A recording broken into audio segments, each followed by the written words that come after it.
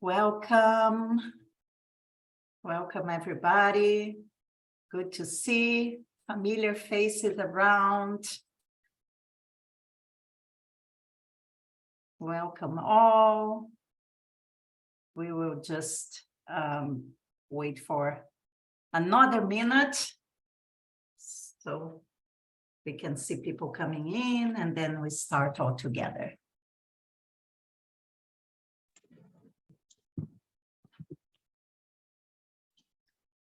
Hi. Hello.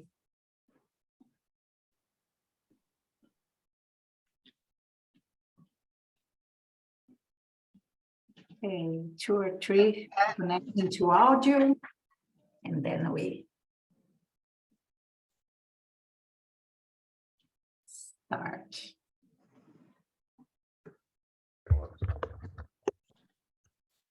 Hello from Finland. Oh, sorry. Yeah, that's a good idea. So while we are waiting for the last participants to join, you can please write on the chat, where are you calling from? I'm Thaisa. I'm part of the GEN team. I'm the GEN research coordinator, and I'm also project manager of the ReGEN4ALL project, Regenerative Communities for All. And we are very happy to welcome all of you here for the first colloquium of our colloquium series. It's on ecovillages and refugees. And before we start, I just want to introduce Rebecca, that's part of our team and will be our support today. And also I'm going to invite the project team to wave your hands. We have Andrea, Anne, Amandini, Camilla, Duncan, and many others around. So I can start introducing the project. The ReGEN4ALL project is an Erasmus-funded project. The purpose of the project is to serve researchers, practitioners, and adult educators from ecovillages and academia, as well as policymakers on all levels, in order to make the knowledge gained within and through ecovillages more accessible, both for research and policy decisions on sustainable lifestyles and living environments. The project partners are GEN Europe / GEN Research, our research team, the ISCTE EU Center for International Studies of the University Institute of Lisbon, Ecovillages and Refugees, the Danish Ecovillage Network. And we have a series of project outputs that include 6 colloquiums, communities of practice on national, regional, European, and international levels.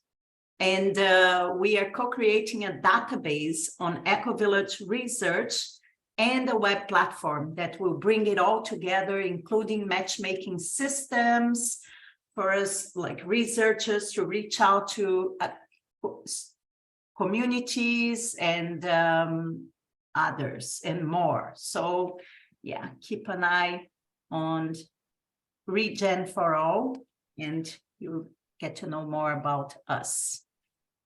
So today we are here opening our first session, and I'm really honored to have with us such an amazing group to share about their work and life experience with permaculture and ecovillages and for refugees in refugee camps.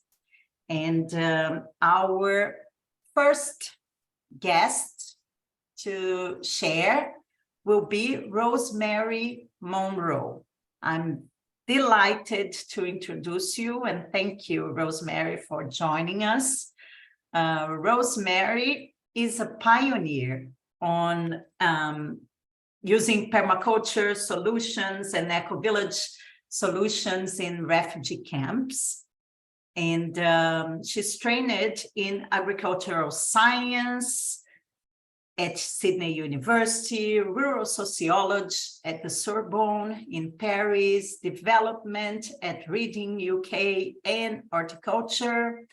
And she spent time in Africa. She realized the need to be a better alternative to conventional agriculture practices. Since then, she has been using permaculture all over. She is the author of several books, and she can share much more with us. So welcome, Rosemary.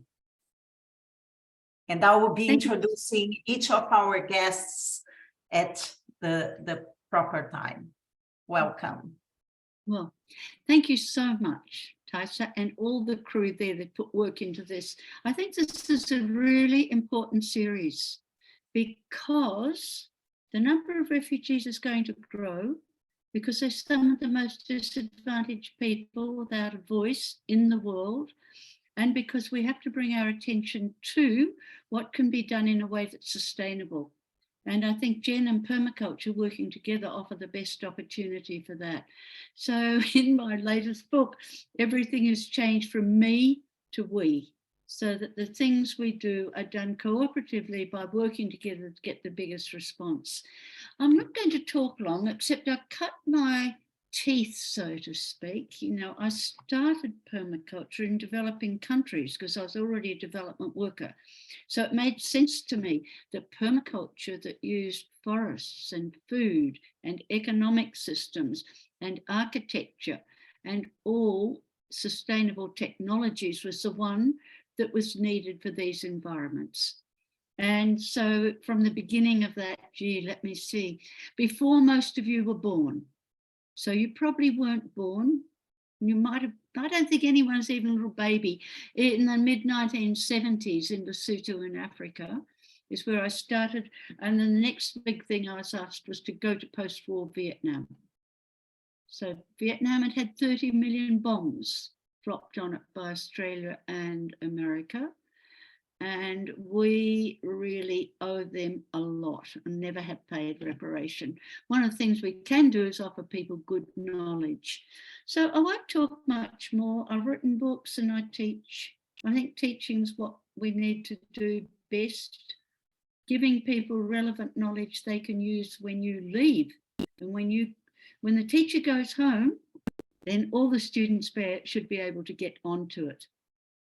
I just like to show a photograph now. And this evening, I'm just going to talk for a few minutes about how this work starts, then what happens when we're doing it. I think, could we start with the other one, please, with the refugee camp in Afghanistan? That's the last one. Right, so here's a refugee camp of displaced people in Afghanistan. Oh, by the way, would you please let me know in the chat if I'm speaking too fast? So in this refugee camp, there are about 2 million people who are running away from the Taliban, and we needed to offer them permaculture. So if you were going to do that and transform it into a village, you need to have some experience on how that can happen. So one of the things we do, we get invited by an NGO.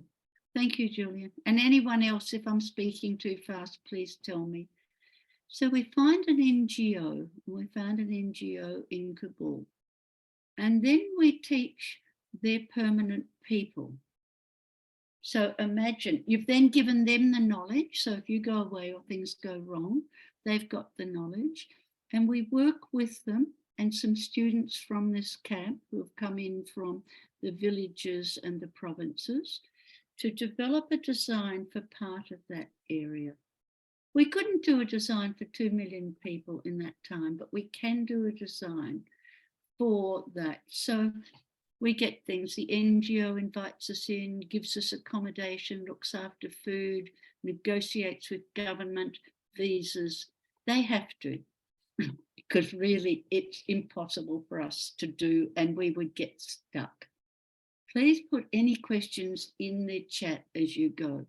So we start with this sort of environment.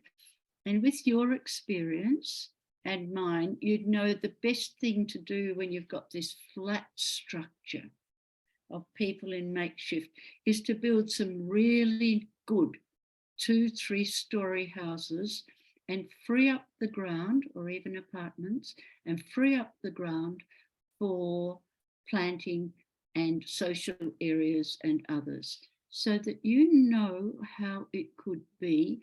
And then you're taking your students along that journey via a permaculture design course. So this is one of the worst situations, but many are like this. So there are 1 million Rohingya pushed out of Myanmar, living on just inside the border of Bangladesh. They've had 3 fires, they've had COVID, they've had floods. Those who have worked with permaculture, and we just took 2 different neighbourhoods of about 3,000 people, and it spread. Within 6 to 8 weeks, people had rebuilt. I'm not sure what the black squares are. People had rebuilt, and they had started growing, but we had to provide the seed, and the learning had to be appropriate. So you can't say to those people there, get cardboard or go and buy glass windows, or we really have to work with local resources. Otherwise, you've got no credibility. I'm not sure what the black squares are. Okay, thank you. So you have no credibility unless you can work in an environment which is as bad as that, and that is one of the worst. But there are many others very, very much the same. So starting with a neighbourhood or a group, getting them going, providing absolute basic resources, but nothing more. You then work what's there to start rebuilding the homes, the planting, the knowledge, and the skills to go on. So then how do we teach? Because that's a problem. I mean, you could see from that drawing, and maybe we could have the next one, that no, not yet, that people are often illiterate, or if you're teaching in a camp on Lesbos, you might have eight different languages in your class and no professional interpreter. So you must be able to teach differently from the way you teach every day, or even facilitation. People have said to me, you know, dumb it down for refugees. And I say, no, I've got to develop my skills and strategies as a teacher. And I can teach the hardest concept in a simple way, but I'm not going to make the knowledge more simple than I'd make it for any of you here tonight, because I think that's insulting. And I take the teaching methods from something called Alternatives to Violence, which is a very good program for engaging people, and you're building that community of knowledge. Now, if that teaching that you're doing in that camp is going to work, you have to have some NGO people. You can't just teach with refugees. Sure, you can't just teach with, thanks Julian, you can't just teach with refugees because they could be sent away tomorrow or get sick. So what you need to do is bring in professional NGO staff.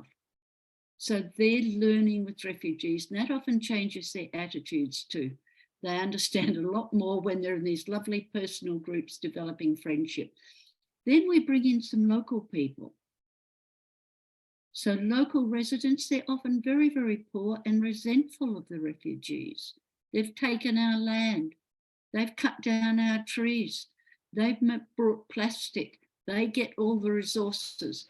So by bringing local people, we've got a balance of local people, NGO staff and refugees. So when the Moria camp burnt down in Lesbos, then the day centre burnt down in Lesbos, then there've been 3 big fires in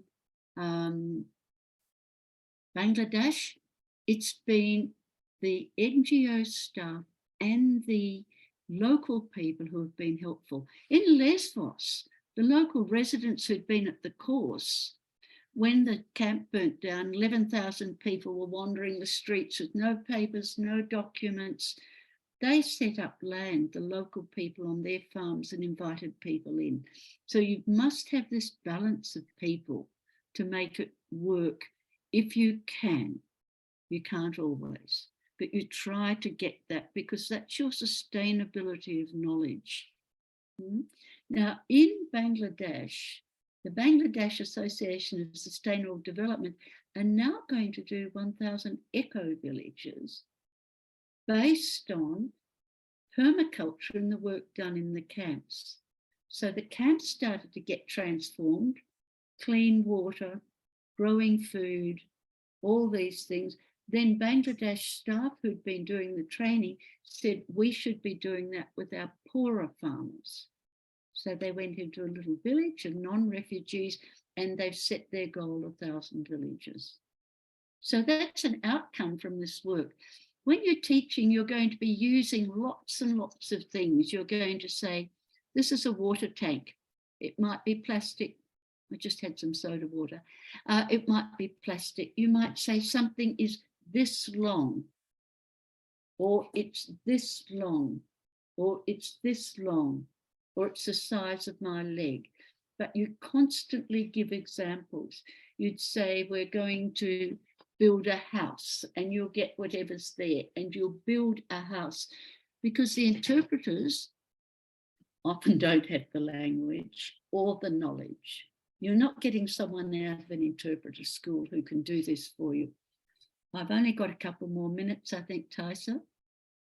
Yes. Anyway, so there are some key things, and we've produced a booklet on why teach in camps. We've got another booklet on how to teach in camps and make sure it's successful. You don't want to teach and not have everyone learn and learn well. It's a waste of your time and theirs and the money. And then at the end, we gave every camp, 11 of them, because this was a project to see if it would work for refugees, 2,000 Australian dollars. And we said, do what you like. So the local residents, thanks, Julie, and the local residents and the staff of the NGO and the refugees made up projects. They developed the most fabulous projects. Some of them just grew seed and distributed through the camp and taught planting because they are bare, dusty places. Some taught how to clean water, some how to put shade trees. In Iraq, it can be 50 degrees centigrade in summer and hot winds. So shade and shade trees are critical. They produced booklets. Some of the young refugees from Malaysia, they've worked in their own language schools from Myanmar. And at the end of every day, they'd be writing the lessons into their own languages that we couldn't do translations to take to the schools where the children were learning, because they're not allowed to go to school in Malaysia, refugee children. Something a bit like that in Turkey too sometimes. So trying to see how it worked. Others of them did teacher training. So what we have learned, if we train the NGOs and some local people, the projects endure against disasters, floods, fires. If we just teach the refugees, they can't get the resources. You know, an NGO can put up an argument to put in a windbreak. An NGO can put up an argument to develop a market if it's forbidden. So the NGO staff who know can be very powerful, but they see the need for these projects. So, okay, the sorts of things, let's have a look at our next picture. And this is the image of what we'd like in a quite crowded refugee camp. And then we'll go third one. Okay, so this is what we show people as possible. So we start in the beginning and we say, there's grey water, that one's next, please. Can we go back to the drawing? Thank you so much, Rebecca. Yeah, so you can see this is a series of makeshift towns, grey, oily water, people living lives of hopelessness, sitting in the streets. And the skills we used there were small scale. So we'd take a plastic container and we'd teach people to grow a bean in it, get some rope and hang it from the roof and grow on the roof. And then how to grow in the front and to grow at every single place. So they virtually filled the area with greenery, the roofs, the windowsills, even tents. We've got photos of a whole UN tents covered with pumpkins. And wonderful. Then they can go and start a bit of money market, and then they can change some of these produce sometimes to buy a school book, to have some discretionary money because they're all on handouts. But what they have learned is how to transform a whole area. The other NGOs said, why is this program so useful? Why do all the participants stay instead of running away? We think because the information is relevant. And remember, if they stay there, that's not a bad place to live that they've created. If they go home, they take better knowledge. If they go to a country of third settlement, this is what's getting people into Portugal and into Spain. At the moment, they've got a permaculture certificate. And the Spanish government and the Portuguese government are saying, good, if they've got permaculture, we want people to work in areas where we want to restore land. So it's proving a valuable document for them to have. Now, I'm sure the time's nearly up. I'll show you one more photo of just what one family did and how it spread. That was the photo of the family. What you can see there is they've got a circle garden where they're planting intensively. They've got hanging gardens. They've got string where they grow goods up in the front. They have got stacked gardens you can see on the side, and the bottom one is chickens and the top one is water catching and for grey water, and the third one is washing up. So they've stacked it. They've got very little land. They've managed to put up, as I said, bits of string and grow something at it. These small intensive gardens with compost are better than having big long gardens of very poor quality soil, and you mightn't have much water. Some camps only have water once or twice a day. So this is the result you can get a multiply. It's different in the Middle East, but effectively that's the way we work. Everyone in the course has to transform their place and then teach 25 others. So that is the price they pay for being in the course, is to teach. So they go out, and of course 25 by 25, you've got 225, multiply that by 25. In about 6 weeks, you've got 2,000 people doing something about water or dust or health or food or greening or warming or cooling their place, because we cover the lot. So it's been a very exciting project. We've written it up. I'd just like to mention that we have so many people doing it in 11 camps and centres around the world that we need someone to evaluate it for us. And we always do the evaluation, not immediately, because straight after a course, people say, oh, that was a great course and I loved it. Up to 2 years later, we get the evaluation. And last night we were hearing from someone in Malaysia where there are 5 million refugees and the impact there, from a young Yemeni woman who got to Canada, who's sending her permaculture notes back into that war zone for her family in their villages, in their languages. So it's unstoppable once you teach it. It travels from NGOs, it travels by refugees, and don't think of controlling it, it's gone. Thank you for your attention, and I'm happy to take some questions later. Thank you, Rebecca, and the comments. Thank you so much, Rosemary. We will continue and we will open for questions right after the presentations. So now I want to introduce the team from ReGEN Ukraine that will be sharing with us a bit of their experience. So I will start with Anastasia Folkova. She's the head of the NGO Permaculture in Ukraine and core team of GEN Ukraine. She lives in the Ecovillage Zeleny Kruchi and in central Ukraine. And since the invasion, she has dedicated most of her time to the Green Road project that she will share more with us.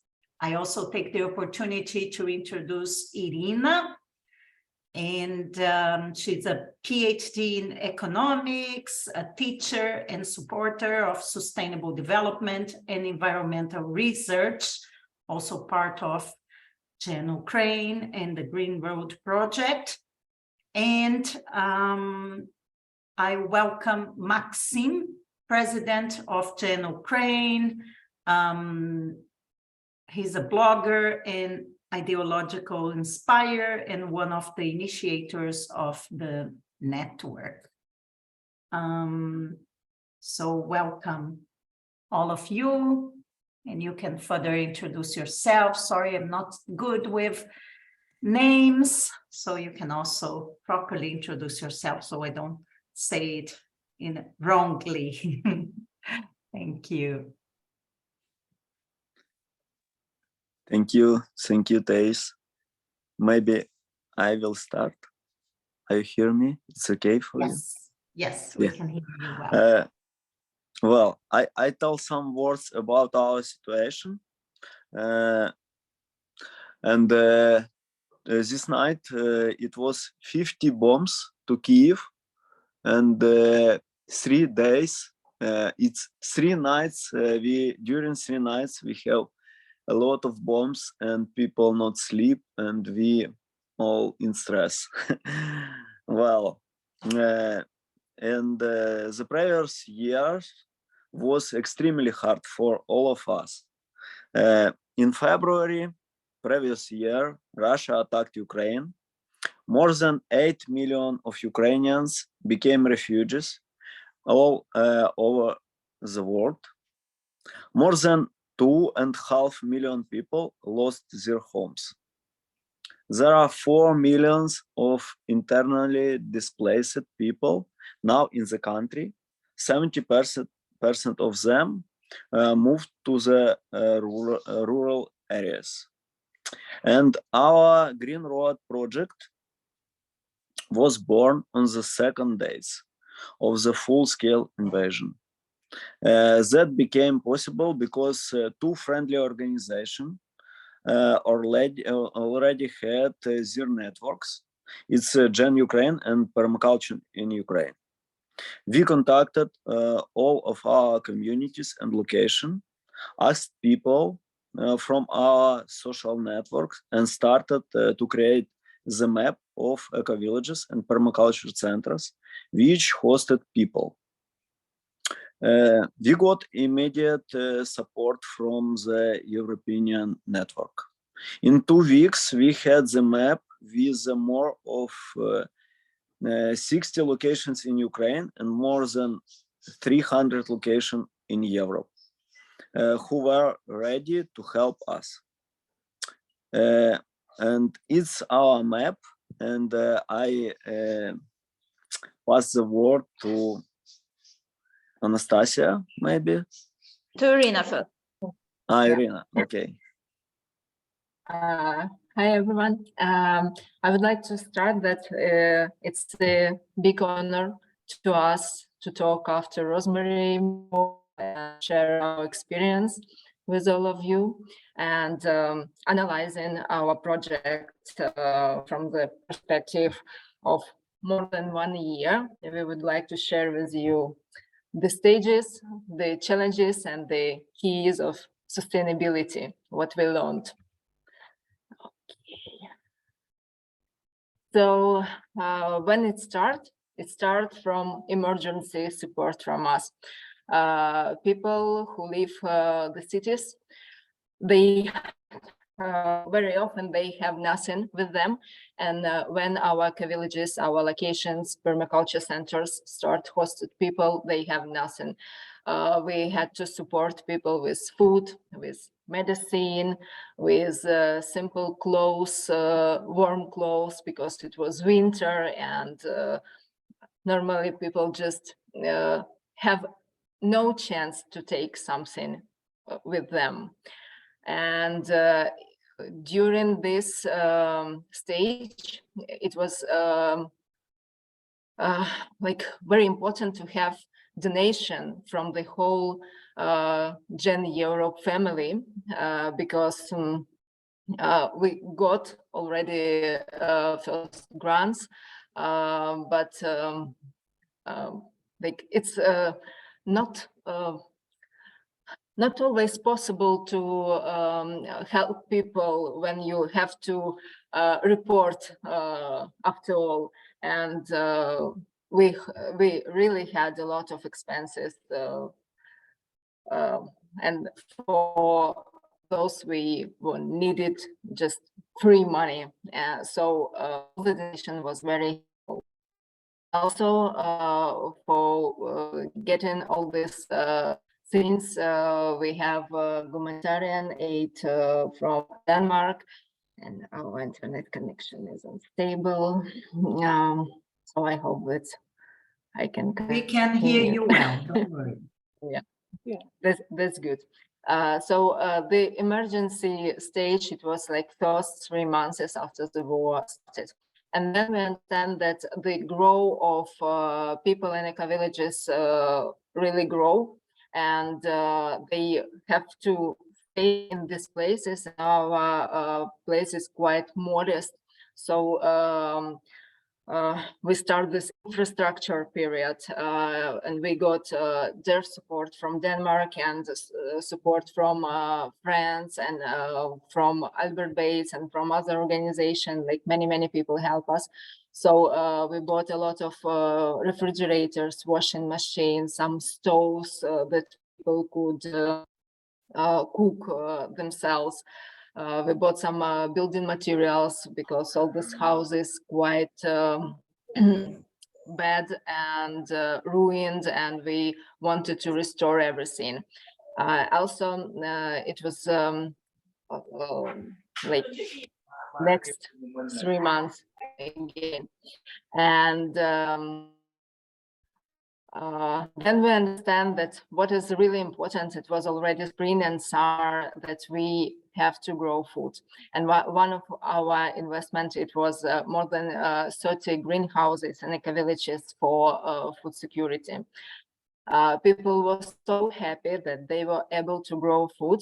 And what was very important for us, that these greenhouses, they were not only for growing food, but they were also a place where people can meet each other, where they can talk, their children spend a lot of time. So I would say that it was extremely important to have this part of our work. And then integration stages came. People with very different background, they have to live somehow together. They understood that if they are not working on their own place, if they are not helping each other, it can be any continue in this case. So people start to unite, they help each other, we start to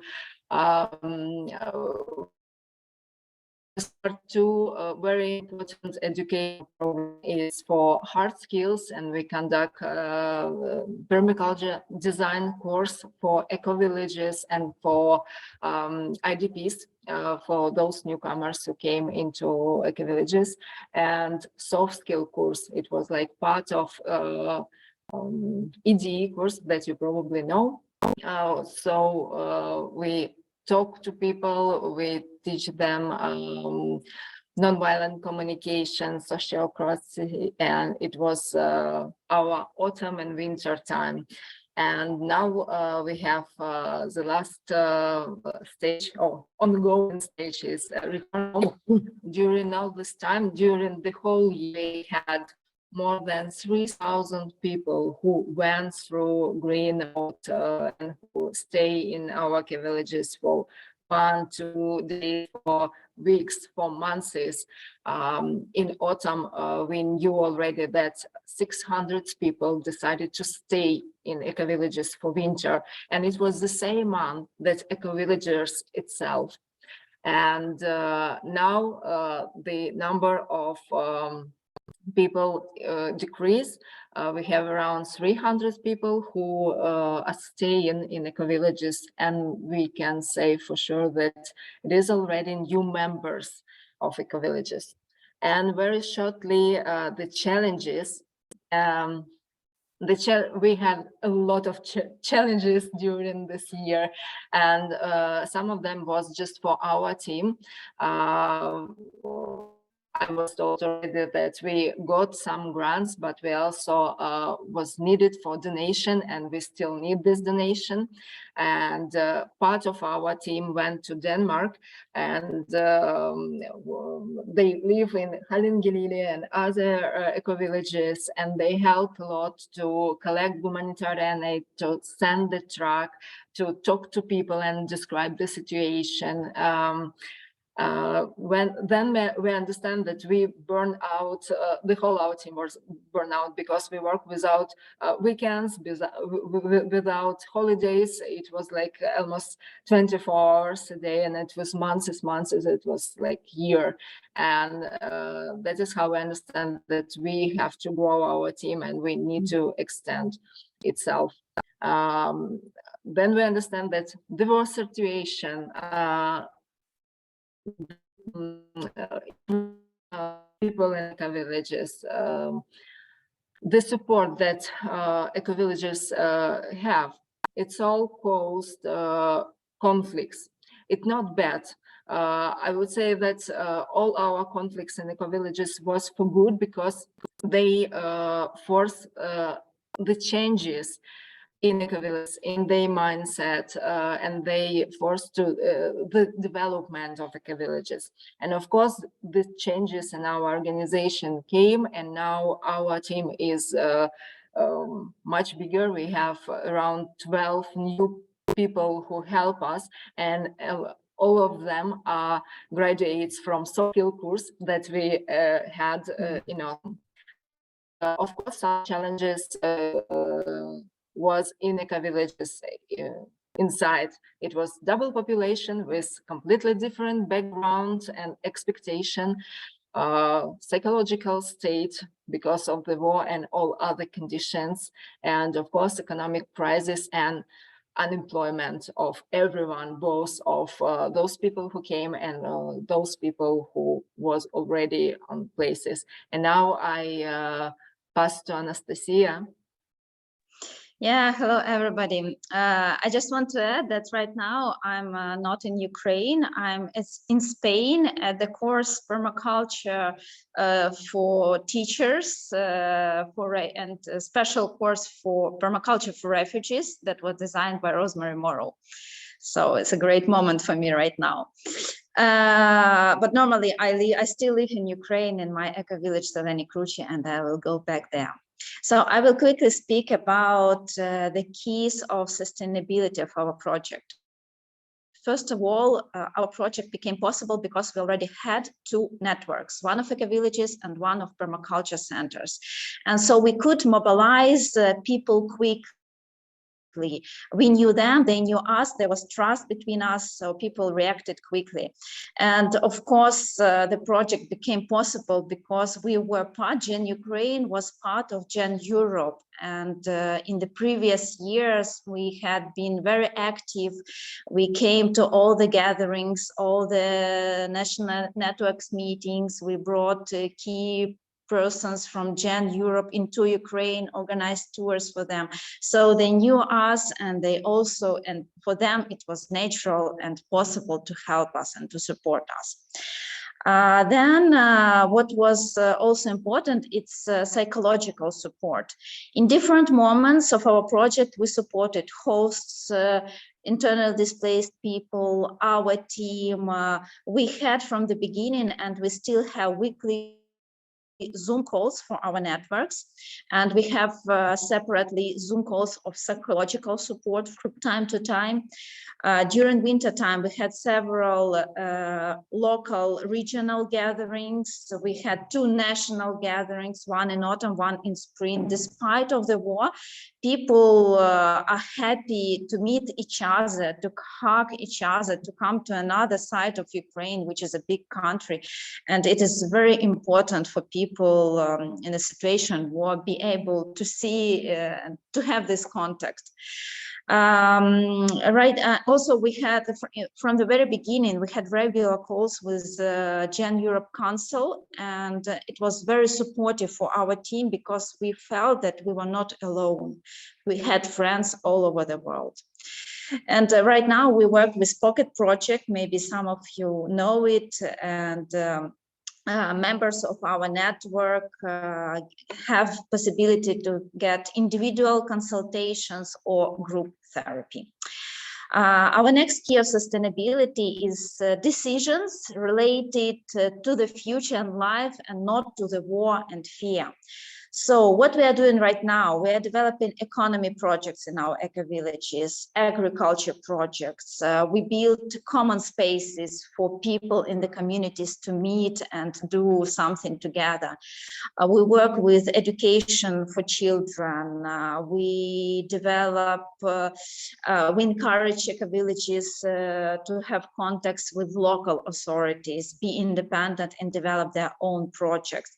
We developed craft education in our eco-villages and permaculture centers. So we always think about future and give possibilities to our eco-locations, our eco-villages to be independent, self-sufficient and sustainable. Our next key moment is green decisions. Of course, we try to be sustainable as much as possible. For instance, we distributed a lot of refurbished laptops, especially from Denmark, and they are very helpful right now for people. We bring from European countries, repair and distribute used bicycles.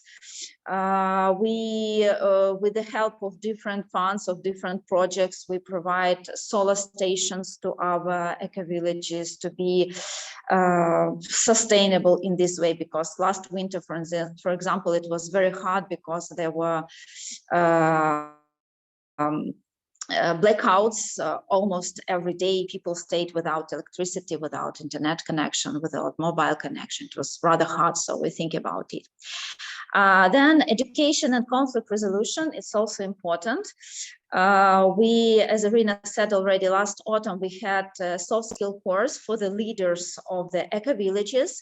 And what was important, it was followed by a number of home seminars. So graduates from the course, they came home to their communities and they organized their small seminars to share the knowledge. And basically it was sociocracy, it was nonviolent communication. So how to build relations, how to resolve conflicts in their communities. And right now we're having a series of mediation weeks where an expert comes to the community and help them organize their communication. And the last point, it's networking with other organizations. Collaboration with different NGOs let us make much more that we could do by our own. With different projects, we supported people with food, with bicycles, with solar stations, and as said already, and much more. Thank you.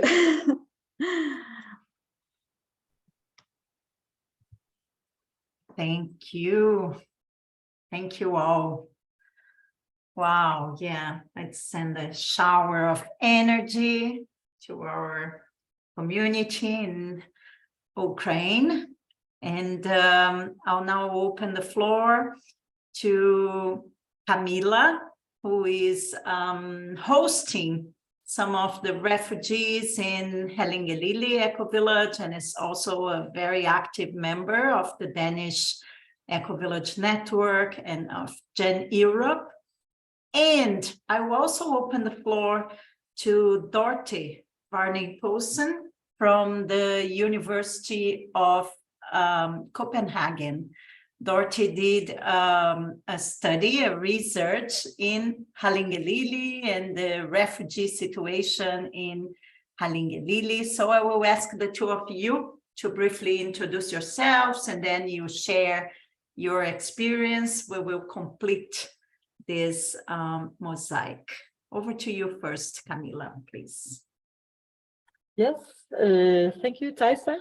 Yes, I'm Camilla, and I live in an eco-village in Denmark. We are like 52 people, 52 adults and 35 children. I think I can say that when the war broke out in Ukraine, having been friends with many of the Gen Ukraine members for years, made it suddenly take up a lot of space in our systems in every way. And I think the way that we in Denmark also responded was based on that friendship.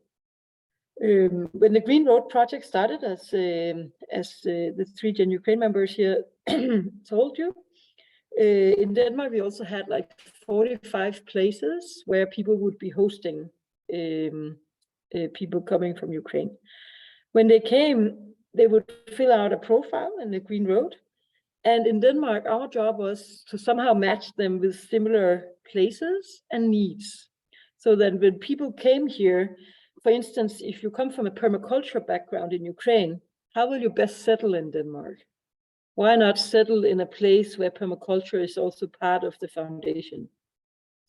So that the skills and the interests that you have from your home country can be used and nurtured and put into being in your new setting.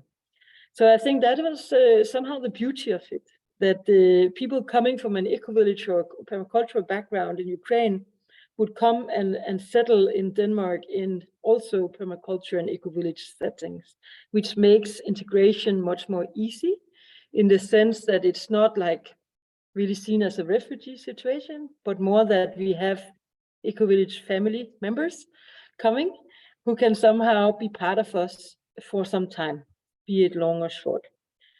And I think that's what happened. Like I have one example here, Lena, who came from Gen Ukraine, came with 2 children, 7 and 10 years, and she gave birth here in Denmark also. So she has a 10-month-old baby.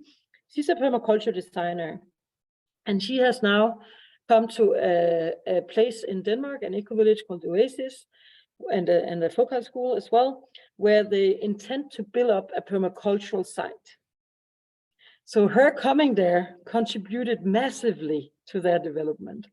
She came with a background and an experience that could feed directly into the ambitions of the place. And she's today like one of the core members of that community. And I think that's the beauty of it, that people come with similar values and shared ambitions, and where the permaculture approach somehow serves as a uniting component in a sense. And yes, as I shortly asked one of the co-founders of that Ecovillage, the Oasis, and asked what difference did it make that you suddenly got a permaculture designer from Ukraine to live with you, to be part of you? And she said, well, we then have more people to do the work and more people to teach and spread permaculture. So now today, Lena is assisting in the permaculture design courses that they're running. She's taking the diploma. And I think one interesting thing is also that she's now also linking that eco-village to the Permaculture Association in Denmark much more strongly than it was before. And right now she's also in Spain with Anastasia in the course, the TOT course. And I think I can say that that's also the same that happens in Hallingelille also, that where I live, that some of the people who have come to us and to be part of our community also have a permacultural background. In the first long time, we haven't discussed much permaculture, to be honest. We've been busy doing other things for a long time. As you can see, the work that Maxime, Anastasia, and Iryna has presented to you today. I mean, you see, I sit here today with Iryna, and we have been busy also packing trucks and looking at Excel sheets and writing applications and all these kind of things. But one day, Iryna said, please, let's go for a walk. And we went for a walk, a few people, around Hallingelille. And she showed to us that how useful it can be, how fruitful it can be to have a new set of eyes on your own community that you walk in every day. And she walked us around this community, and she pointed out what was the 12 to 15 places where she said, this is a permaculture learning station. So she proposed to us that, hey, let's create a land center in Hallingelille. And I have a plan. I've already written a lot of things and inviting you now to take part in this. And we were like, whoa, let's do that. And it could also like generate some income for both Iryna and another person here who could together host those permaculture journeys in Hallingelille. I think that's quite beautiful. So we quickly applied some funding and now have some funding actually to be an accredited land center and have to design that learning journey and so on, which came from the inspiration of Iryna, with those different eyes and a strong permacultural background coming to our eco-villages, matching with our both situation and our needs and aspirations. I think that's beautiful, and I think the same thing happens also here in Denmark, that Iryna here and Alicia and Natalia, who are in our eco-villages, who are now our community members, they are also creating a stronger link to Permaculture Denmark through their engagement. They go to the Nordic Permaculture Festival and so on and so forth, more than we have done, you know, and have gone to the same course in Spain. Also, Iryna and Alicia, who are now Hallingelille community members, have gone there as well and come back with new inspiration. Now two new people from Hallingelille wants to go to the similar course and so on. So permaculture serves as a uniting power, I would say, in the sense that we meet each other with that shared interest in that way, and also the people who are coming to our place to stay for long, for short, for whatever, become a real resource in our eco-villages here, because they do bring skills, and after some time of settling in and still also being engaged in what's going on in Ukraine, really being able to leave a mark here, a footprint, to do some project activities and some new looks, new views on the everyday culture that we have here as well. I think that's very important, and it's also it's an asset for a good integration process as well. I mean, if you can make yourself useful in the new place you are, using the competences, the skills and interests that you have from your home country, I mean, I think that's a very good formula for a good integration process where we can work side by side with each other. So that's the important story of now I just share the story of, yes, Iryna, Alicia, Lena, who are now part of both permaculture and Ecovillages in Denmark, but I think what we have tried to see all the way through the Green Road project, both in Ukraine and in Denmark, is actually a similar process, that being a refugee is not your identity alone. It can be your situation, but you are also a skillful, experienced, ambitious community member. And I think that's what we can see both in Ukraine and in Denmark. And that's where the Ecovillage values, the permaculture values, are so powerful in their connections between people. And I think that's the end of what I wanted to share here, that I can say that in spite of the sad situation of the Russian invasion to Ukraine, I can say that it has brought a lot to me on a personal level, to us as an organization, but definitely also to us as a community in Hallingelille, being now the home for some of our Ukrainian friends, uniting Ecovillage values and permaculture in this situation. Thank you. Thank you so much, Camilla. Thank you. And I open the floor to you, Dorothy. Dorothy is a member of the Interdisciplinary Research Group on Nature, Health and Design at the University of Copenhagen.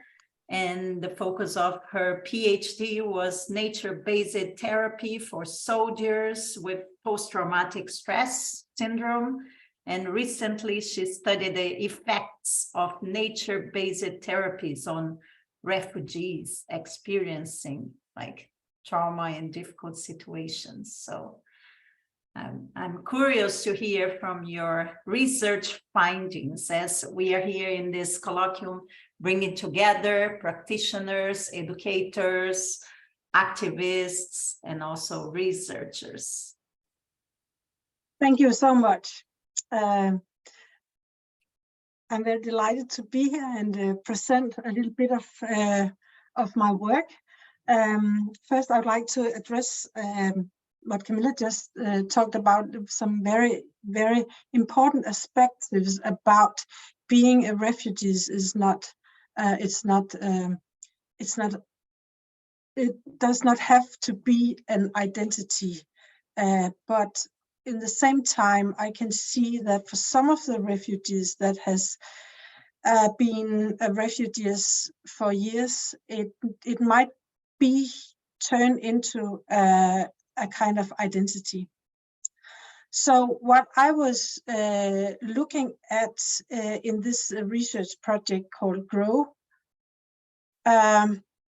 was how to get people who had been refugees and been kind of in the system in Denmark for several years without getting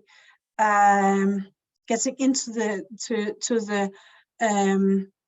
labor market, or not getting into taking any courses or something that actually could bring them out of the system and getting them into a situation where they were able to take care of themselves economically, and also kind of be more integrated in society.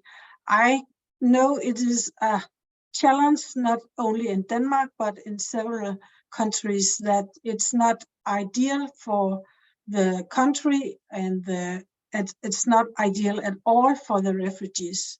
So this project was taking place in Hallingelille, and I'll just say a little bit about the background and how it turned out in practice, a little bit about the results. So, and the picture in my presentation is from the participants in the project. I guess Camilla can know some of the people in the pictures. So actually, I was contacted by Sasha and Lotta, who was the two people who wanted to start this project. They have some good experience from working with the Red Cross, but also they were very interested in kind of taking the refugees out from the Red Cross Center, or out from their apartments where they were living, with not very much contact to the society, and take them into the village to try to support them through this project to get a step further in the system and take an education or getting a job. So I think that was a very sympathetic aim, and we managed to get some money, not many, but enough so we could start the project. And I think it was for me, it was one of the most important projects that I have been in, because there was such a positive relation between the practitioners and me as a researcher. And we had a very close relationship throughout the projects. Also, there was a strong will to solve the amount of challenges during the project, because there was a lot of them, and sometimes we had to find solutions of problems that we wasn't aware that before we started the project that this actually could be problems. But there was a lot of things that we have to handle. And also, also,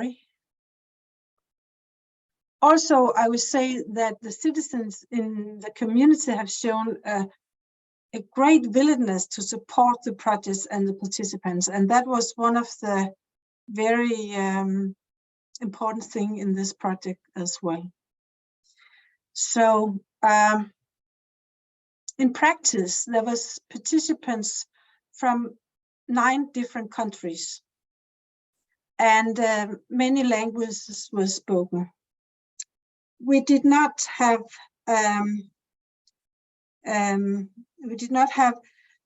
many money for people to translate between the languages, so much of the talking was done with simple words and just showing things with drawings and using hands and on practical examples. When I did my research, I did a lot of interviews, as well as some scales where we could go in and see how much trauma the individual had. The well-being index was used, and self-efficacy was used. So we made some schemes as well as we did the interviews. And of course, it was culturally and because of the difficulties in the language, it was not easy to collect data. I was there all the time, but sometimes some of the refugees, they were simply in a bad condition so they were not able to participate in interviews, and so there was a lot of work going on to collect data.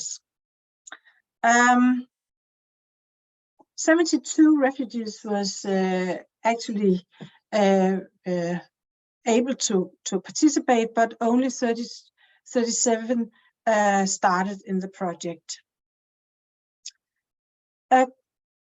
The program that was followed was basically developed by researchers in University of Copenhagen.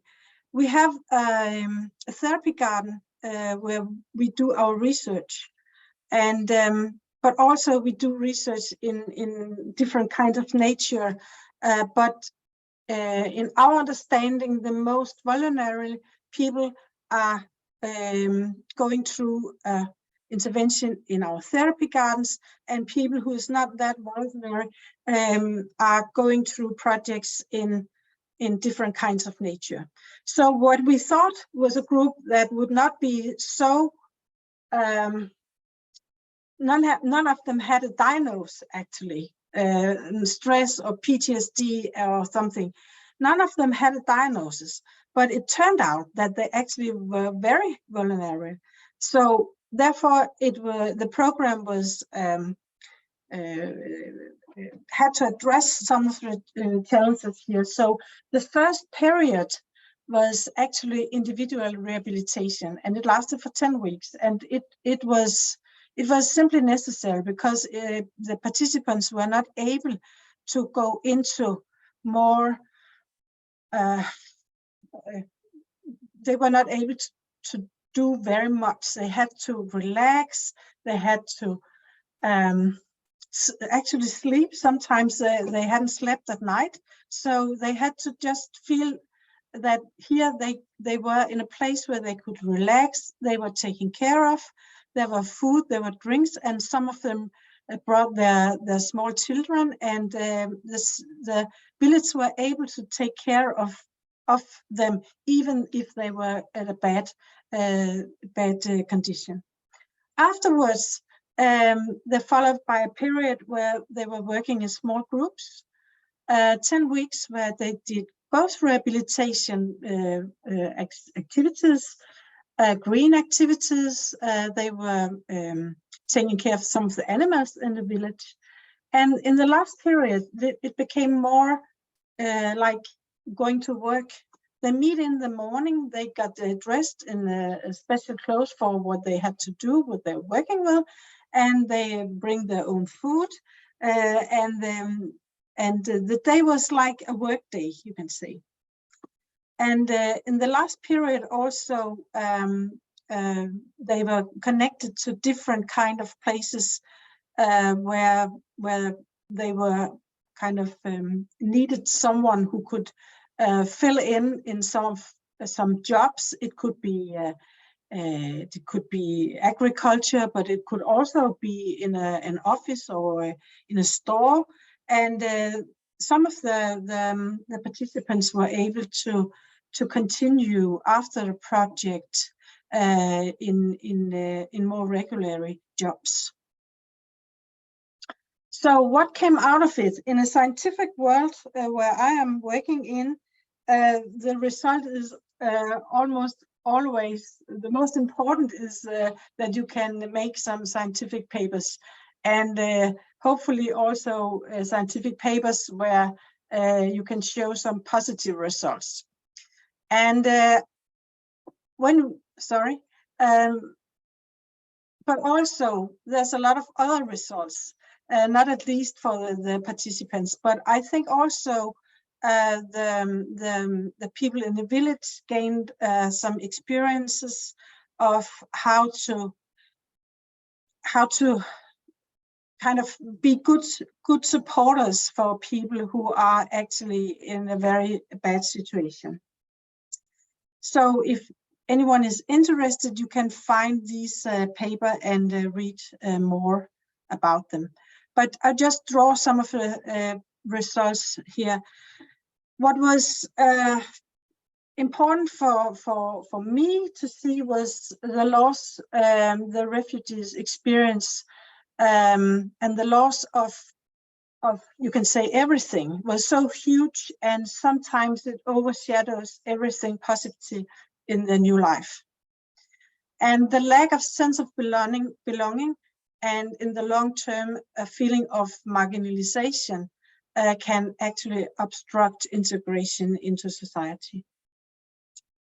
The role of the nature environment and activities became very important because some positive memories showed up after long times. The sensory experiences of being in a green environment, looking at the flowers, looking at the spring, looking at what happens the year around, actually activated some memories that became very positive for them to share. But also it was important to see, you know, as a Dane, the springtime is so fantastic, and it is in a way almost we would like everyone to see that, but it was important for us to see that sometimes you can see one of the refugees said, "My eyes is seeing the beauty of nature and my heart is delighted, but I cannot take it in because there's too many things going on in my head." So that is important for us to say. Sometimes you have to just let time go and just let the nature do its works, and after a while something might become better. Also, the rule of the staff was very important. Being met with respect as a human being, improve participation in program activities. An experience of an achievement that no one in the official system would offer it goes beyond the role of the professional, and it seems as a brotherly act. That was also very important. And doing meaningful activities and achieving new skills also was important, because they could see a link to, when I'm doing this, I might get a job. So this is not something I just do because the system, it's just the demand of the system to get my money, but it is actually something that brings me another further in the Danish system, you can say. So highlights will be that a village community set in a natural surroundings is very important for this process.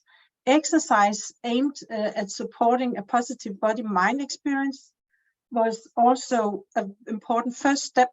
And of course, the horticultural activities was very meaningful. In the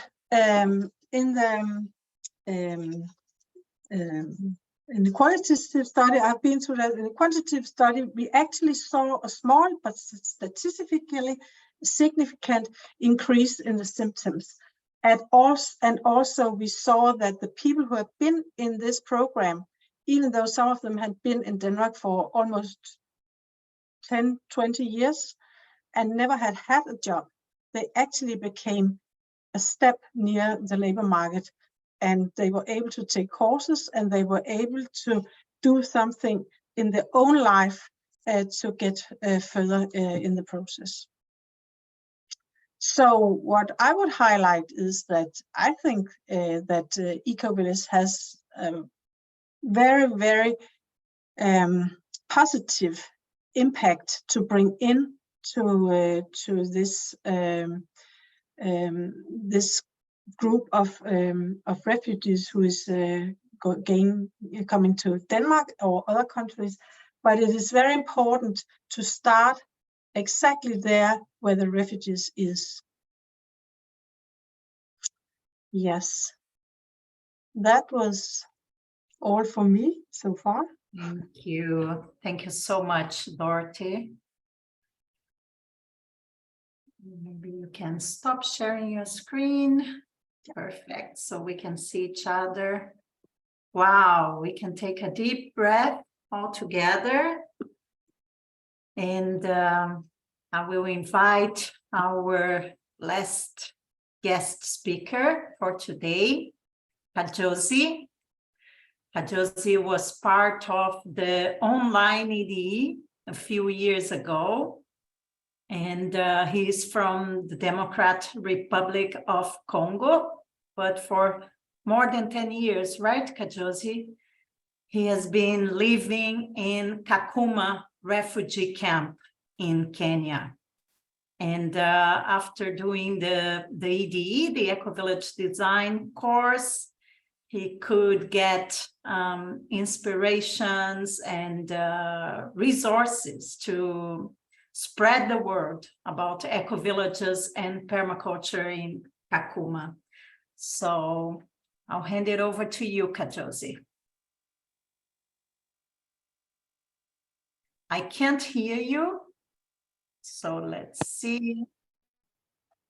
Try again. Yes, thank you very much, Thaisa, for this session. I'm by the name Kajosi from Democratic Republic of Congo, and I'm living here in Kakuma refugee camp in Kenya. Yeah, I have now 12 years in refugee camp living here. And when I arrived here in Kenya, I come to just found some challenges that my fellow refugees were living in, whereby I come to find there is a limit of economic opportunities and social opportunities. And I decided to just start an organization called Development and Empowerment of Society. So on that, I tried to initiate my fellow refugees. We came together and formed the organization. And after that, we met with Madam Akafo, and then we tried to discuss. And she took an opportunity to train the women group in refugee camp on leadership and conflict resolution. And this help was more helpful, and it brought a big impact in a refugee camp. So during that, also, she looked me for a permaculture teacher. So I was taught about permaculture and agroforestry program, whereby we initiated other refugees, and they have been learning the permaculture and syntropic agroforestry. And we come to find that it brought a big impact. Yeah, because we come to find that the problem here in the camp, the main point is about food, because we have food insecurity, because refugees are depending on the food that this World Food Program is providing, and the food that the WFP is providing is not enough to refugees. So we come to realize that it's better that we can look on how we can increase food in the camp. So we train people on permaculture, and we did more. And we got another good wishers who supported with support with financial. Then we tried to make some gardens and some trainings on permaculture, and this brought a big impact in refugee camp. So I think the Ecovillage program is very important. I'll just share a few pictures that you sent to me in this meantime. Oh, okay, thank you very much. Yes, so I think the Ecovillage program is very important in refugees because I hope that this may change the lives of refugees. So as you can see pictures here, this is what we did. And we initiated community gardens, permaculture, whereby we train people and we give them where they can cultivate, where they can make their farms. Some of them are making them in a group and others are making at home in their own compounds. So we train them. And I think that by introducing or implementing the eco-village in permaculture, eco-village permaculture in the refugee camp, I think this should focus on the main point, that is food security, on how we can reduce food security. And also we can include the syntropic agroforestry, because this also can help when planting trees that can bring also shade on the crops. And also this organic farming, so that people, because the organic farming will reduce people, they reduce the use of chemical, because also this chemical may harm the health of other people. So, and I think the training, when people are cultivating together, we do also teach them about the conflict resolution and the leadership, because when they are working together, this can help them on how they can solve issues on themselves. Because when you are working together, you know, sometimes conflict do arise. So we initiated also the language course. As you can see, we have language course. This is a conflict resolution and leadership training. Yes, we graduated for the first time, and now we are in the second cohort, where more people are interested and more people are joining, and it brought impact in refugee camp among people. So when people are together, because you know, this Kakuma refugee camp has multinational refugees, means refugees from different countries. We have people from South Sudan, from Sudan, from Republic Democratic of Congo, from Ethiopia, Uganda, Tanzania, Rwanda, Burundi, and elsewhere. So when all these people come together, there is some misunderstanding. But when they are taught about conflict resolution and leadership, so they can know, they can be able to handle some conflict that may arise among them, and they can work together. And this, after learning the EDE, because also Makako made her effort to get a scholarship to attend the EDE course, and I attended. And after attending the EDE course, it's where now I come to find the idea on how I can expand the program or the organization among my fellow refugees, whereby now I initiated the Eco Village for refugees that we call Refugee Ecovillage Regeneration. So it's now where we are doing this permaculture, leadership training, and conflict resolution, children welfare, whereby we provide counseling and child play so that they may reduce some stress, you know, because living in refugee camp, as here in Kakuma, you know, we are in a desert area, very hot, a high temperature, So you found that the situation that people are living in is not in a good way. So we should work on it, on how we can improve the situation. So this that I can say, and I can see my colleague Emmanuel also, whom Makako also did the effort to find the scholarship for him. So now in Kakuma Refugee Camp, in our organization, we have now 2 people who are learning IDE. I finished, and now Emmanuel is ongoing course of IDE. And I think if possible, I can share. I can give him time also to share a bit on what we are passing through, if possible, if Taisa can allow. So at least he can have some minutes also to share something. Yes. Yeah, I feel we can. Thank you so much, Kajosi, and welcome, Shukuru. Shukuru is doing the EDE nowadays with us. I want you to tell the story about the songs, because I'm going to share with them.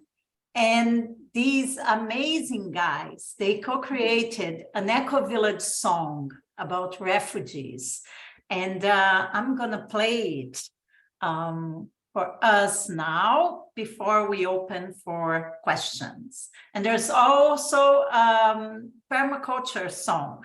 So maybe do you want to share a bit about how you came up with this song? Or let me, I'll first share the song so they can all get inspired. Just a sec. Yeah. Ladies and gentlemen, once again, yes, development and empowerment of society, refugee regeneration, Ecovillage, iligoma tuteze lakini ni faida kwenye jamii. Ili tuendeleze lazima tupate namna hii. Ecovillage, community bora zaidi. Ecovillage, kushikamana pamoja zaidi. Tusibaguane, jirani ni ndugu, tuungane. Tusichukiane, tuepuke vurugu, tushirikiane. Watoto wapendeshwe, elimu ndio future, tabia mbaya zisiwaendeshe wakajita. Pata mafunzo hapa pia serebuka, ujumbe tunawapa zingatia, kumbuka heshima kwa wote inahitajika. Nikianguka ni wote ndo mbali tutafika. Tunaweza tukiwezeshwa kujiendeleza bila kukopeshwa. Ili ngoma tuteze lakini ni faida kwa jamii. Ili tuendeleze lazima tupate kumbe namna hii. Ecovillage, community bora zaidi. Ecovillage, kushikamana na umoja zaidi. Fellowship requires to let us sleep, wake up and have a lot to do. Everybody for community, you can have chango kuweka nguvu zetu pamoja. Ndio mpango, this is call for UN, SCR na government to send to figure far. Na sisi tu yalete mabadiliko kwa mtaa. Akili ziko na bidii, hatupendi kukaa. Kila mtu ana kitu anachoweza kufanya. Supporting new issue, tunaomba kwa sana. Kubadili maisha, tulijenge taifa, tunaweza kabisa kuyasambaza maarifa. Ili ngoma tuteze lakini ni faida kwa jamii. Ili tuendeleze lazima tupate kumbe namna hii. Ecovillage, community bora zaidi. Ecovillage, kushikamana na umoja zaidi. Ili ngoma tuteze lakini ni faida kwa jamii. Ili tuendeleze lazima tupate kumbe namna hii. Ecovillage, community bora zaidi.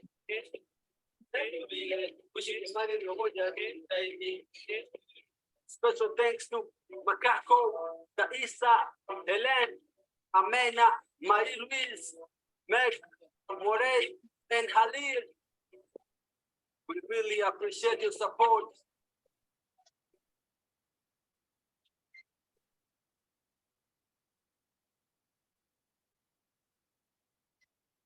You want to share a bit, Kajosi? How did you co-create this song and Kakuma? And there's more. I'll put the link to the permaculture song so you can hear afterwards. Okay. So thank you very much for sharing, Taisa. And I think this song have been composed by refugees, my fellow refugees. And we did this song so that to make awareness for our fellow refugees. You know, the Ecovillage program is still new to refugees here in Kakuma refugee camp. So they don't even about Ecovillage. What does it mean? So in the song, we tried to explain what is the Ecovillage, and we tried to show people that for you to progress or to succeed, you should learn first, and also allow children to attend attend the school, you know. So children also should learn, and we should not discriminate each other, because all of us, we are refugees and we are human beings. So we should work together, we should eat together and even sleep together, so without discrimination. And there is a call of UNHCR and the government that we are saying that they should support us, because everyone has a talent and he can contribute anything for the progress of the community. This is what we shared in our song. So it's just to call people to know about the Ecovillage and to stop discrimination, to learn, and to show that everybody is talented and can bring change to life of somebody else. Yes. Thank you. Thank you so much, Kajosi. Yes, thank you. Congratulations for the song. All right, so I will open the floor now for questions, reflections, and comments. We can hear from all of you that are joining us today, and also we can hear comments from our guest speakers. Whoever is ready, you can just paste your question on the chat. I can see your hands up. Shukuru, do you want to start? Yeah. I would like, being the first person. I'm so impressed to having gotten this opportunity to participate in this meeting.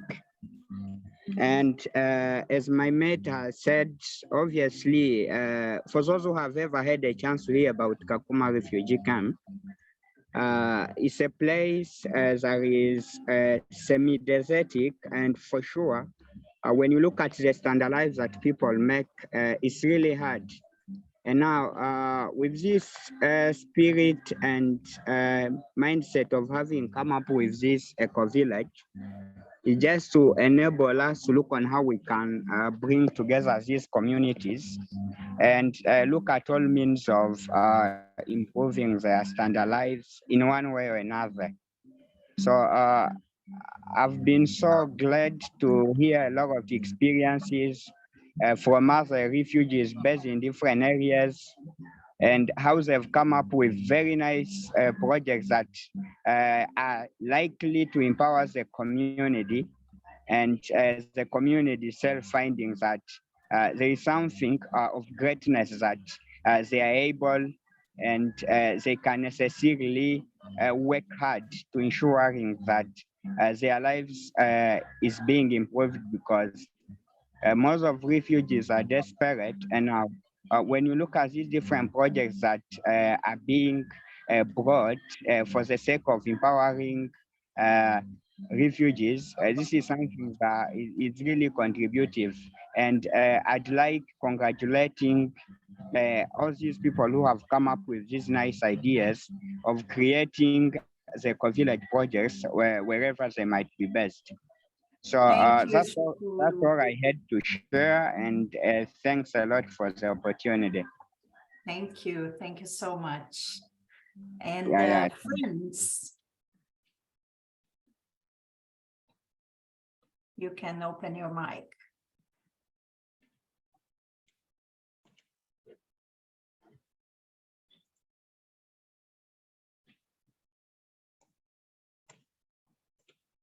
You're still muted.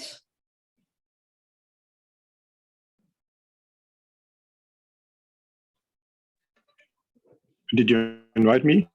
Yes, now we can hear you.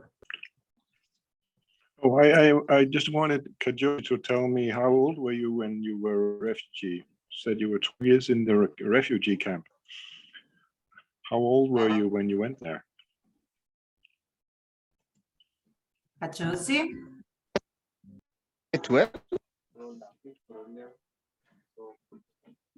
21? 21 years and then 12. Okay, thank you. In the camp, I'm now 12 years living in the camp. Yeah, it's. Yes, and you were 21, went there? No, I have 12 years living in the camp, but myself, I have 32 years. 20 years old he was when joining the camp. Thank you. Thank you. More questions, comments?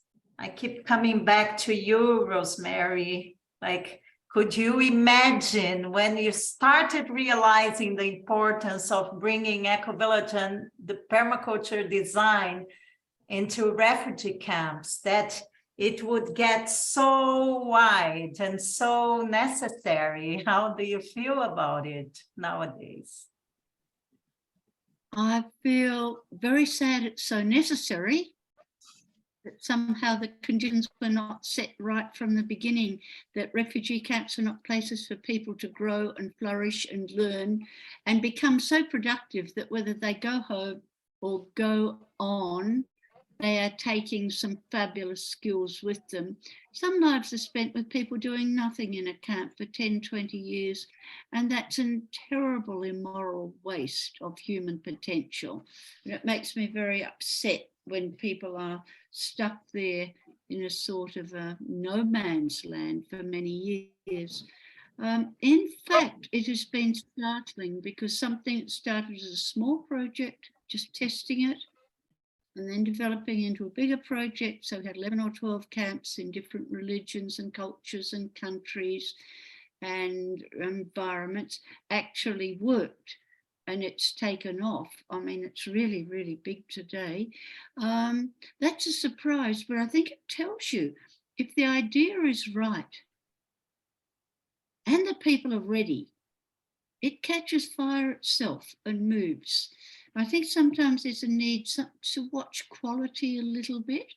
Sometimes ideas can be kidnapped or taken off and turned into something else. So you have to just keep an eye on it. And you need the information to be good. You can't play with people's lives. You can't pretend. You will have water security and food security if you do permaculture, if they won't. That would be a terrible thing. So you have to be absolutely sure in your teaching and resources that the results will be as good as possible. But I think what people do with it just brings back, I think you're right. I think being a refugee should be an experience and not an identity, but it does tend to be an identity after a while because it's just such a terrible thing. We don't put people in prison and isolate them from their culture as long as we sometimes keep people in camps. So I think it's going to get worse with environmental refugees in the future. So I would love this idea to be taken up by big players. Red Cross, Red Crescent, UNHCR, World Vision, whoever really manage camps in a big way, need to have an idea of everyone does some EDE, permaculture learning when they arrive, and they can have productive lives whenever they're there. Big surprise, by the way, if you want to start a project, I started this when I was 75, 5 years ago, for anyone who's interested in ages. So you can start quite late and get a very good effect. So don't think you're too old to do anything. And I visited all the camps and I will be going to more.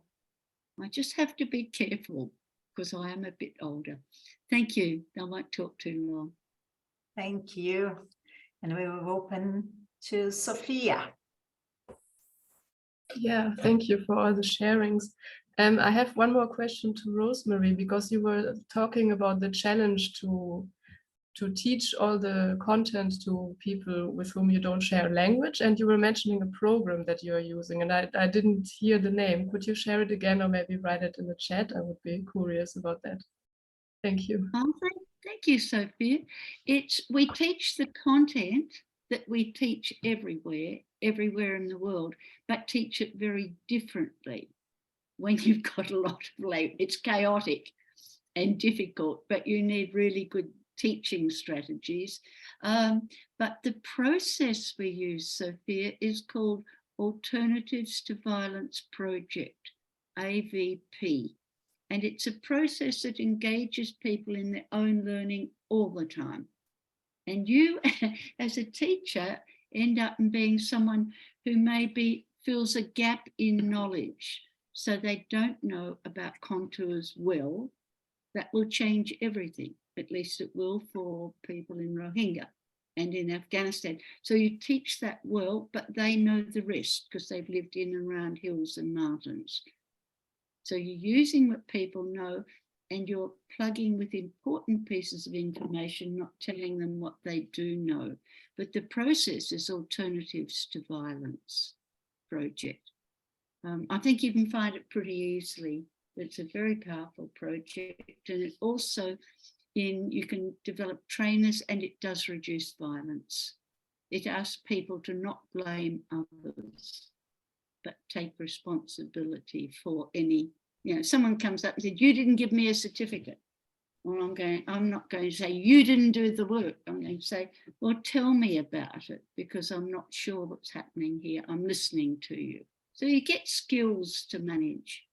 It's a very good program. Is that, Sophia, do you want to know more about that? Something else? Thank you. No, thank you. I think I will research more about that.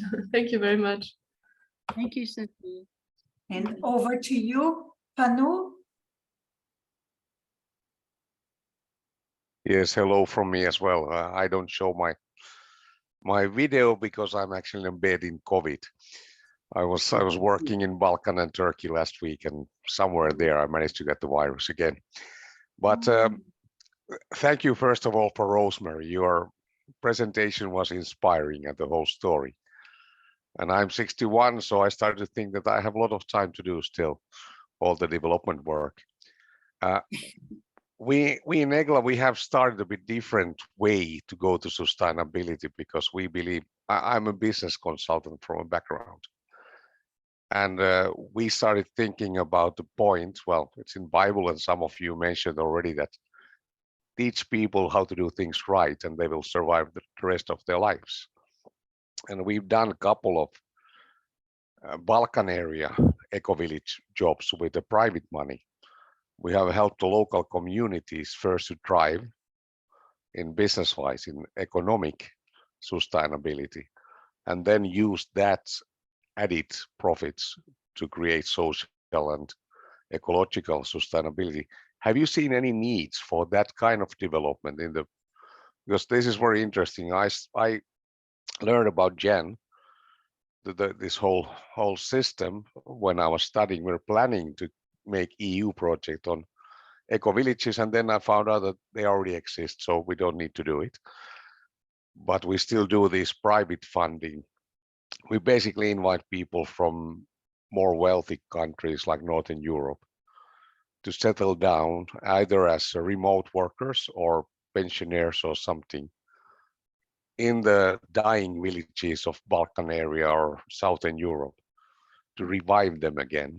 And permaculture is one of the things we do when we teach people how to get better. Well, because eco foods, eco thinking is growing in whole Europe and whole world.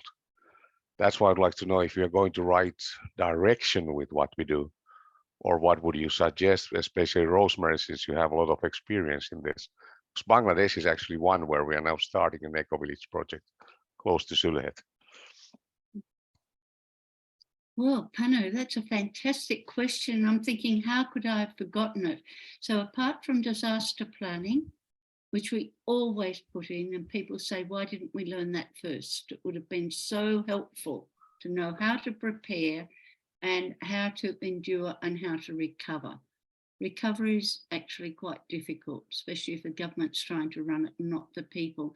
But the other thing, Panu, is we're aware that if you had lived in Myanmar or you'd lived in Yemen and you'd paid a very small amount for a cup of coffee, and then you end up in a place where a cup of coffee might be $5.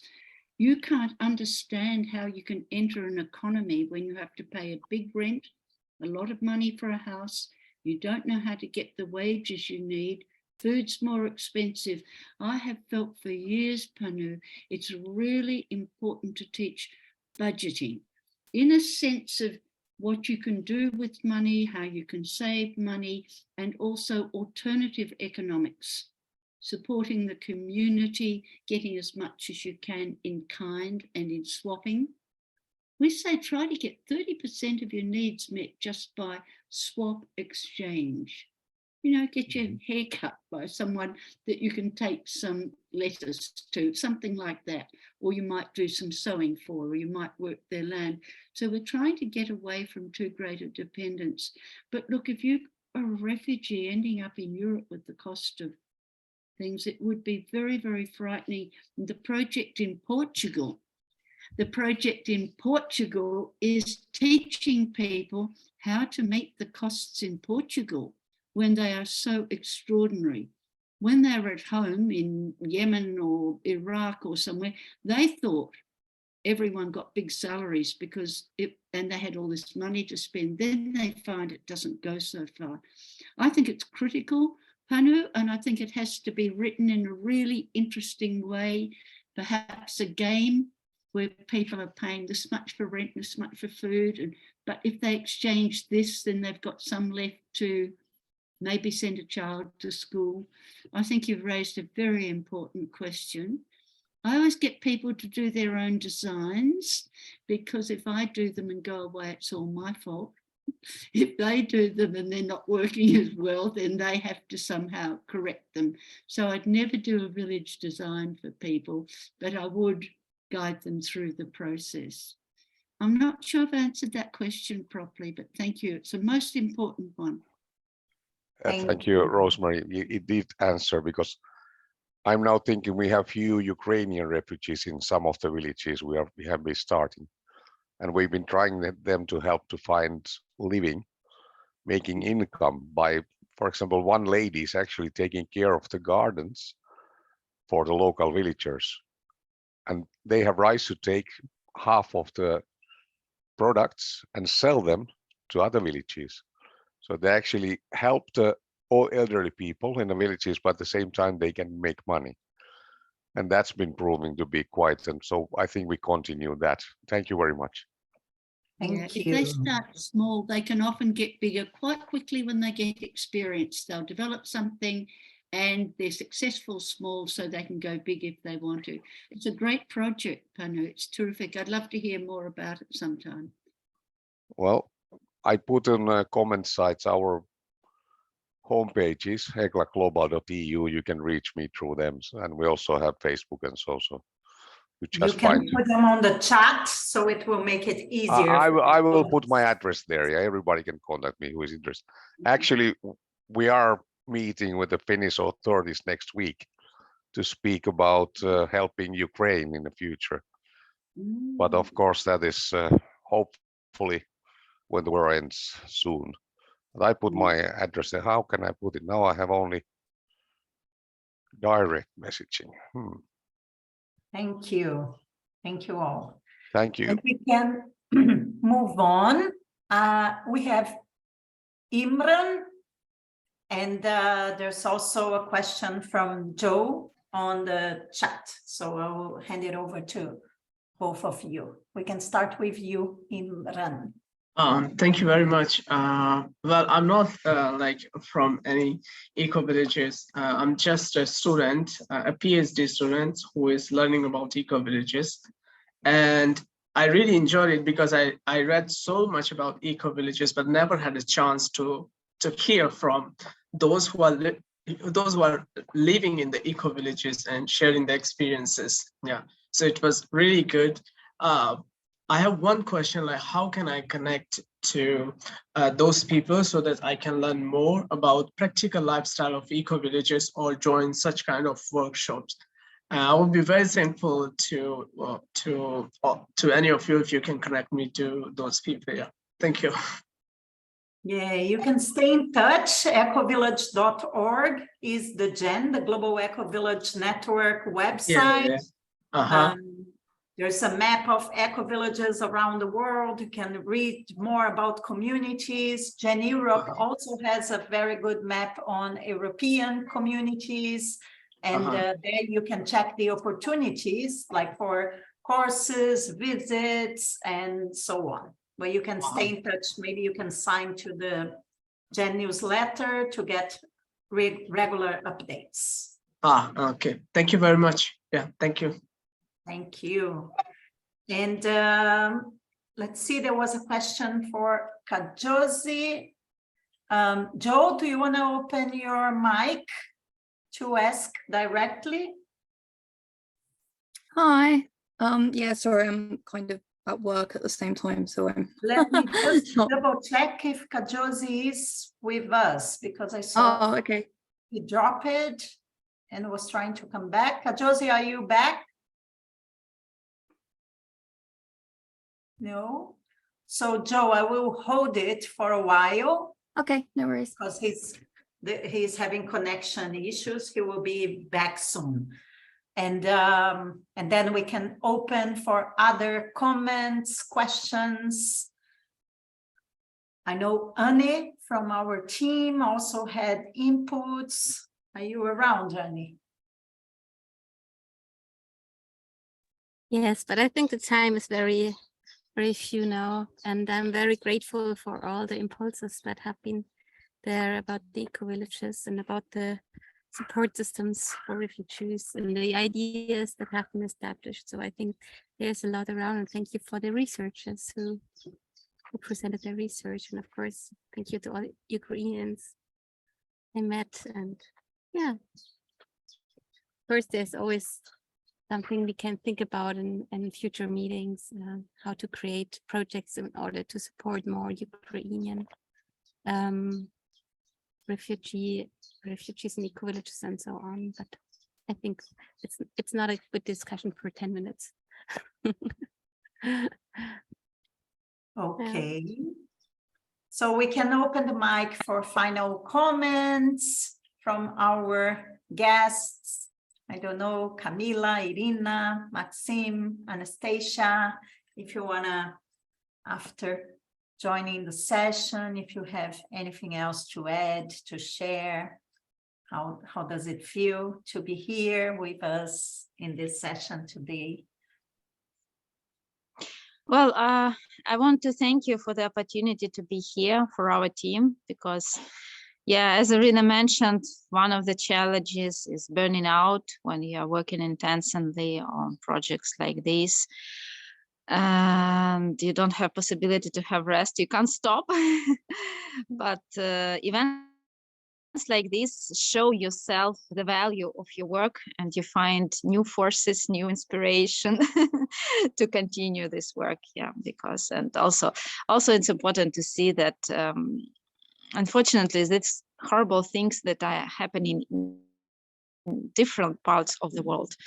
Right now I'm in Spain at a course Permaculture for refugees, and there are people from different countries, and from here, from everybody you hear the same stories about injustice, about people starving, dying, pollution. And so we are the ones who can make change in this world, so let's do as much as we can. Thank you. Thank you, Anastasia. Maxim, Iryna, Camilla. Oh, Rosemary, over to you first. Now, I've done a lot of talking, but there were so many common threads there tonight. We just started teaching in camps.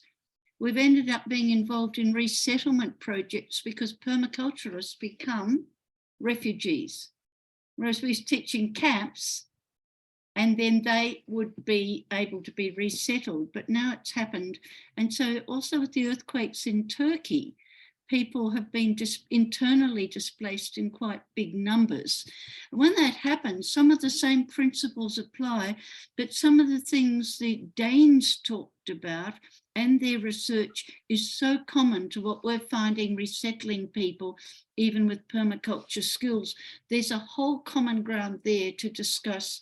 First of all, arriving, feeling safe, then not belonging, then whether you get an identity as a refugee or whether you can join a local community. It's a very, very sort of big field, but there's no doubt that being involved with nature, biophilia, certainly takes people down quite a lot to a sense of being part of something bigger in a longer term.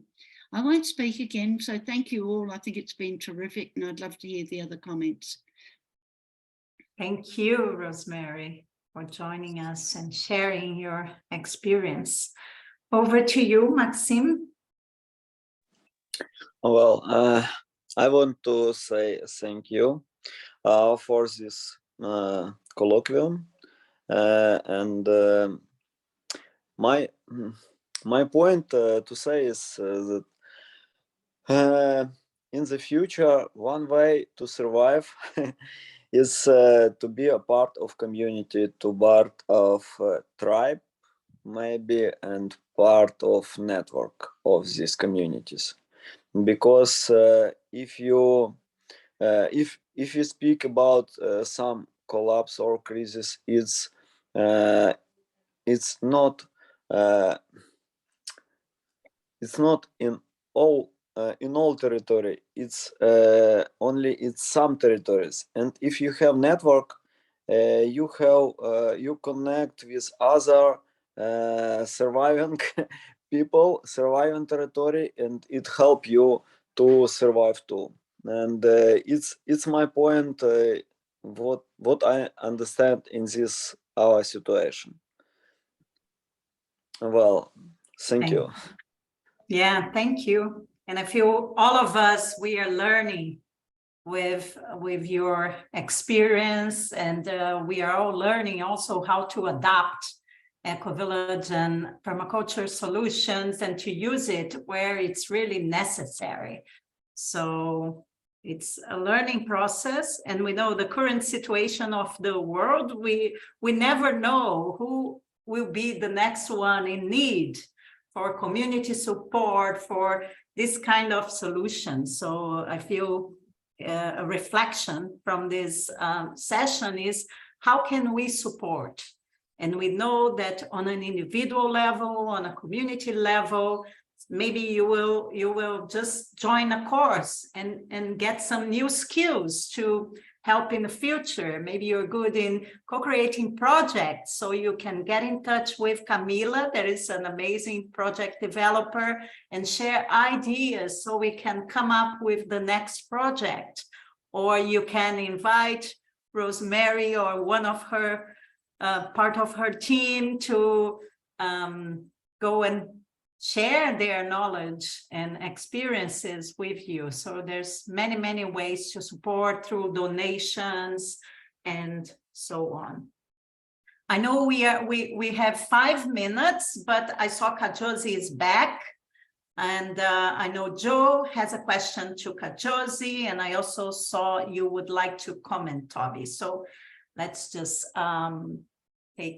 we can use our final minutes to wrap up. Joe?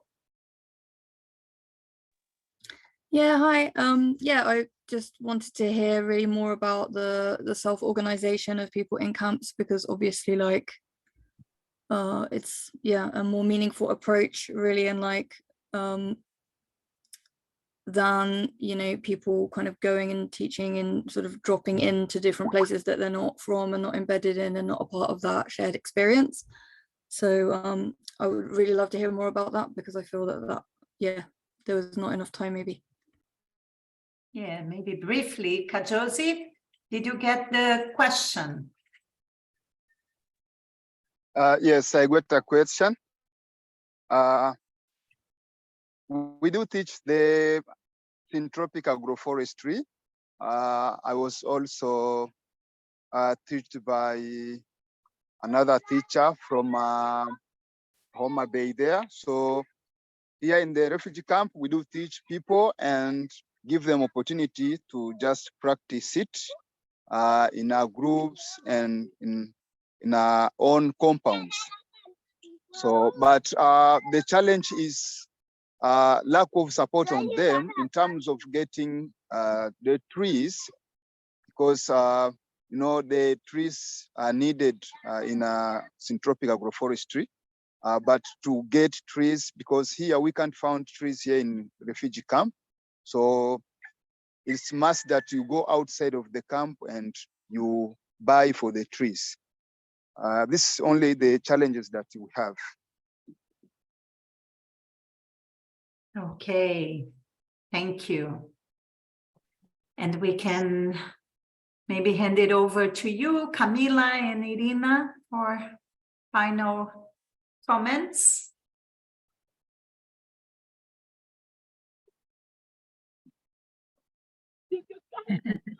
I can just say I just put a note here in the chat.